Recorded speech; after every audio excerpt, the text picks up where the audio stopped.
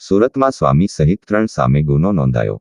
શહેરમાં વધુ એક સ્વામી માધવપ્રિય દાસ સ્વામી અને તેમના ભાઈ વિરુદ્ધ ઉત્તરાયણ પોલીસ સ્ટેશનમાં ફરિયાદ નોંધાઈ છે.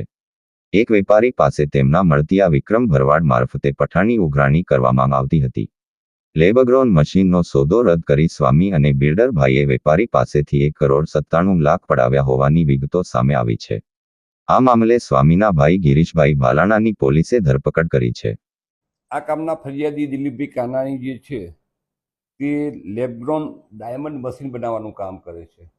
આ કામના જે બે આરોપી જે છે એ ગિરીશભાઈ અને માધવપ્રિયદાસ સ્વામી એ બંને આ કામના ફરિયાદીને ત્યાં એમની ફેક્ટરી ત્યાં ઉપર મળેલા અને એમને ત્યાં 5 મશીન એમને ખરીદ કરવા છે એ પ્રમાણે વાત કરીને સોદો નક્કી કરેલો અને એ પછી એમાંથી એમને 3 મશીનનો સોદો રદ કરાવેલો અને એ પછી એ બાકીના 2 મશીનનો પણ સોદો રદ કરાવેલો અને એમને જે એના 1,90,00,000 રૂપિયા આપેલા હતા એ બદલીમાં એમને એમની પાસેથી વધારાના 1,57,50,000 રૂપિયા એમને વધારે લીધા.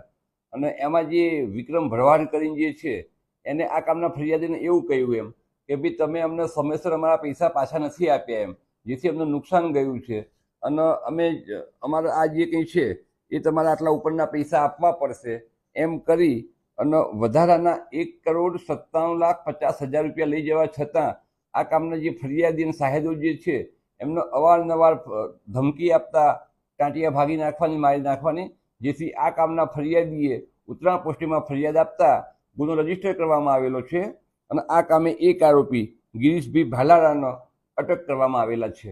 આરોપીમાં હાલ તો જે ગિરીશભાઈ જે છે એમનું તો લગભગ કોઈ ગુનાહિત ઇતિહાસ છે નહીં, પણ એમના જે ભાઈ છે કે જે હાલમાં માધવપ્રિયદાસ સ્વામી તરીકે ઓળખાય છે અને તેમનું સાચું નામ મિતુલભાઈ જે છે એ એમના વિરુદ્ધમાં ભક્તિનગર પોસ્ટીમાં ગુનો દાખલ થયો છે એવું જાણવા મળેલ છે. શું ધંધો વ્યવસાય કરે છે? વ્યવસાય તો એ સ્વામી 2008થી એ છે એ સ્વામી થઈ ગયેલા છે એવું એમના ભાઈનું કેવું છે.